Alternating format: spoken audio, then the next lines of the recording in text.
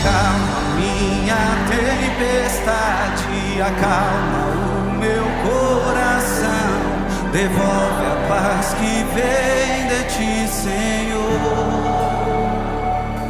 Aumenta minha fé em ti, não me deixa fraquejar jamais. Ao som da tua voz, tudo vai calar, só preciso esperar e a tempestade vai acalmar.